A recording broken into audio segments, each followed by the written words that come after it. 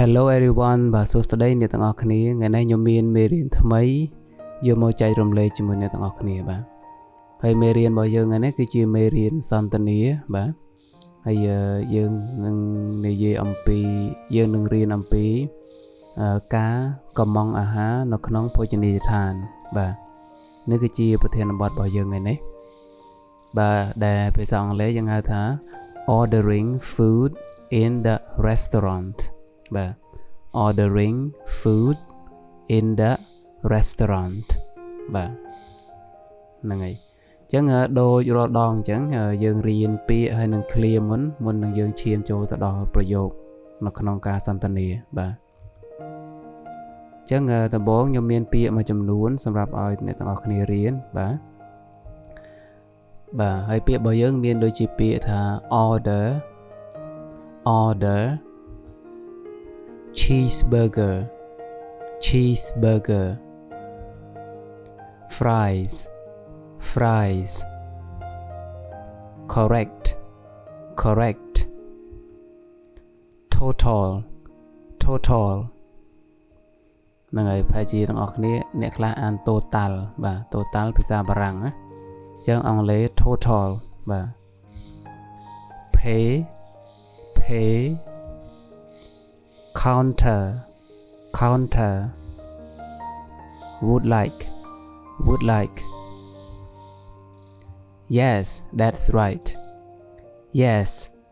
right បាទហើយនេះគឺជាន័យរបស់ពាក្យហើយនឹង clear ទាំងអស់ហ្នឹងបាទអញ្ចឹង order យើងប្រែមកថាកម្មង់បាទយើងចង់ order អីយើងចង់កម្មង់អីបាទហើយ cheeseburger គឺជា cheeseburger burger ដែលគេដាក់ cheese បាទ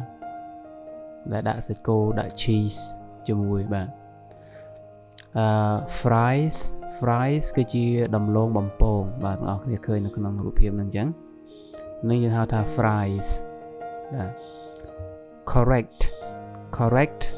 ត្រឹមត្រូវបាទ total សរុបបាទដូចជាសរុបលុយអីអញ្ចឹងទៅtotal pay បង់លុយបាទបង់លុយបង់ប្រាក់បាទពេលយើងទិញអីគេទាំងយើង pay តាមរយៈណាយើង pay តាមរយៈ ABA ឬក៏យើង pay តាមសាច់ប្រាក់បាទអញ្ចឹងប្រែថាបង់លុយឬក៏បង់ប្រាក់ counter គឺជាបញ្ចូលឬក៏កន្លែងតុកដូចជានៅពេលដែលយើងចូលទៅភោជនីយដ្ឋានអញ្ចឹងគេមានកន្លែងបញ្ចូលគេបងប្អូនខ្ញុំមិនដឹងសម្រាយថាម៉េចបញ្ចូលហ្នឹងគឺកន្លែងអ្នកទទួលភ្ញៀវអ្នកគិតលុយអីនៅហ្នឹងណាបាទកន្លែងតុកវែងធំហ្នឹងអាហ្នឹងឯងយើងហៅថាបញ្ចូលអញ្ចឹងភាសាអង់គ្លេសហៅថា counter ហើយពាក្យបន្ទាប់ would like ហ្នឹងគឺស្មើនឹងពាក្យថា want បាទ want WANT ហ្នឹងបាទហើយប្រែមកថាចង់បានបាទ yes that's right បាទវាគឺត្រឹមត្រូវហើយបាទវាគឺត្រឹមត្រូវឬក៏បើសិនជាស្រីចាស់វាគឺត្រឹមត្រូវបាទហ្នឹងហើយបងប្អូនអាច repeat after me order cheeseburger fries correct total pay counter would like yes that's right បាទអញ្ចឹងបន្តមកទៀតយើងចូលទៅការសន្ទនាតែម្ដងហ្នឹងហើយអញ្ចឹងខ្ញុំបកពីមួយប្រយោគបាទបកជាប្រយោគហើយបន្តមកបាទខ្ញុំបង្ហាញការសន្ទនាទាំងអស់នៅ slide ចុងក្រោយបាទហ្នឹងហើយអញ្ចឹងនេះគឺ waiter ហ្នឹងគឺជាអ្នករត់តុក៏ពិតត្រូវ waitress បាទពីព្រោះអ្នករត់តុស្រីបាទអញ្ចឹងខ្ញុំដាក់ waiter អញ្ចឹងយើងហ្នឹងហើយយើងសន្មតថាជាអ្នករត់តុអញ្ចឹងណាបាទក៏ពិត waiter ហ្នឹងអ្នករត់តុប្រុសហើយអ្នករត់តុស្រីដូចក្នុងរូបភាពហ្នឹងយើងគួរតែប្រើពាក្យថា waitress ហ្នឹងហើយជាស្រ័យផងកន្លែងនេះខ្ញុំប្រើវារៀងអត់ស្របគ្នាបាទប៉ុន្តែមិនអីទេសង្ឃឹមថាអ្នកទាំងអស់គ្នាយល់បាទ Hi, welcome to Happy Burger. What would you like to order? Hi, welcome to Happy Burger. What would you like to order? យើងប្រែថាសួស្តីសូមស្វាគមន៍មកកាន់ Happy Burger Happy Burger ហ្នឹងគឺជាឈ្មោះរបស់ restaurant របស់គេណា Happy Burger គឺ burger រីករាយចឹងទៅហ្នឹងហើយតើអ្នកចង់កំងអ្វីដែរ What would you like to order តើអ្នកចង់កំងអ្វីដែរចឹងភ្ញៀវ customer អតិថិជនភ្ញៀវគាត់ឆ្លើយថា I would like a cheeseburger I would like a cheeseburger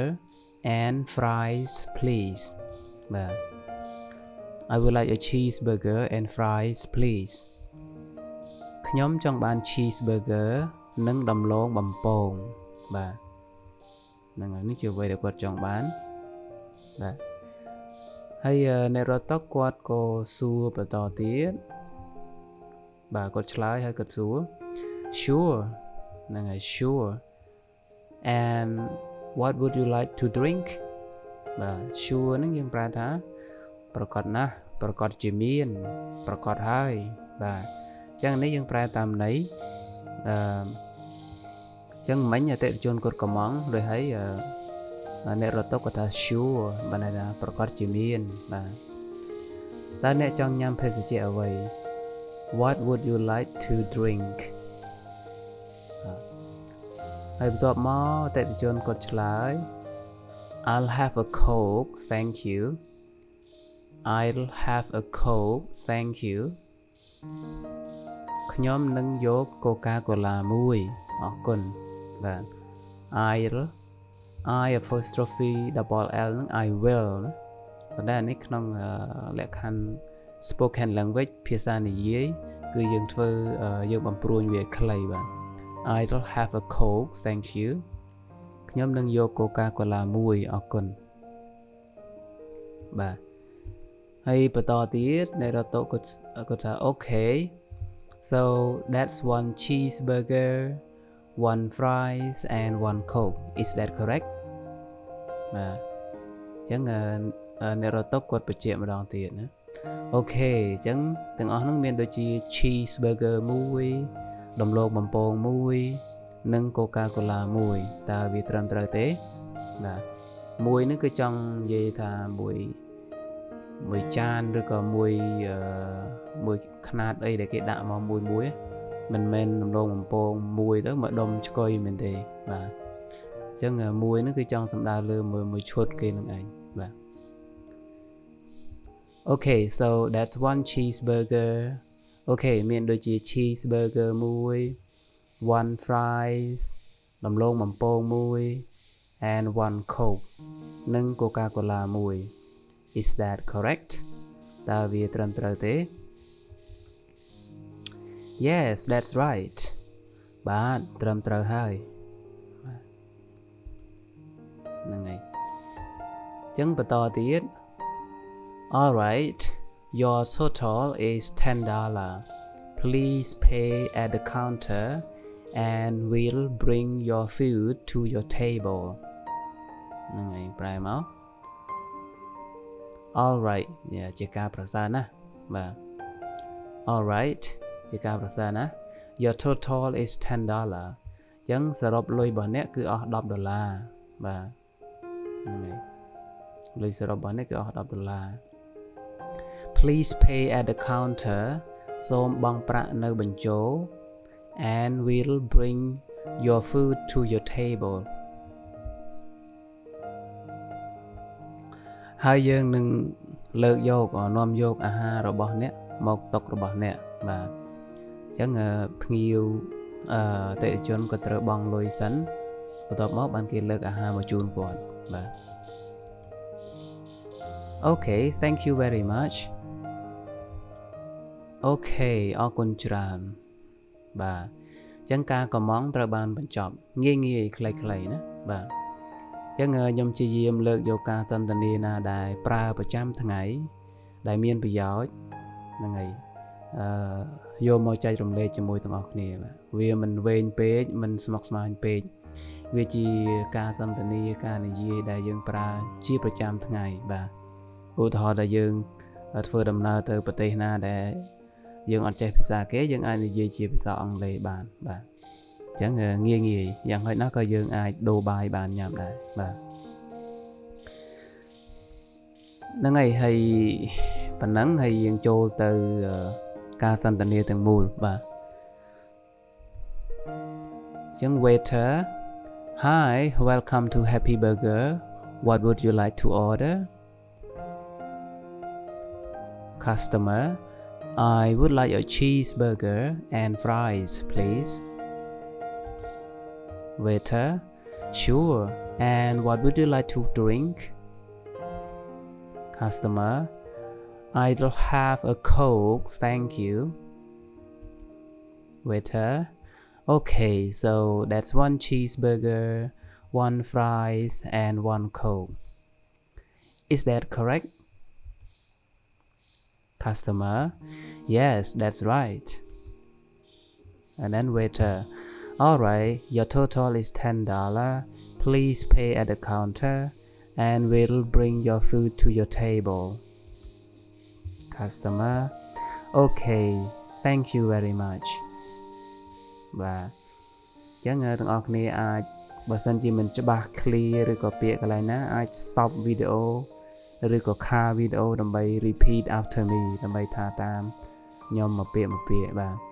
អញ្ចឹងទាំងអស់គ្នានឹងរៀនបញ្ចេញសំឡេងតាមនឹងឲ្យទៅតាមពាក្យដែលយើងថាតាមម្ដងហើយម្ដងទៀតហ្នឹងឆាប់ចេះបាទអូខេអញ្ចឹងយើងប្រើជាការសន្ទនាភាសាខ្មែរអញ្ចឹងខ្ញុំសូមឲ្យទាំងអស់គ្នាមើលដោយខ្លួនឯងណាត្រង់ចំណុចនេះបាទហ្នឹងហើយអូខេ Alright អញ្ចឹងការសន្ទនារបស់យើងបានមកដល់ទីបញ្ចប់បាទមេរៀនរបស់យើងថ្ងៃនេះដល់ទីបញ្ចប់ហើយអញ្ចឹងអរគុណច្រើនអ្នកទាំងអស់គ្នា Thank you everyone for watching Yes, in the beginning until the end. So, if you like the video, please share and comment. If you haven't subscribed, please hit subscribe to get more useful video lesson. Thank you very much. I will see you in the next video. Bye bye.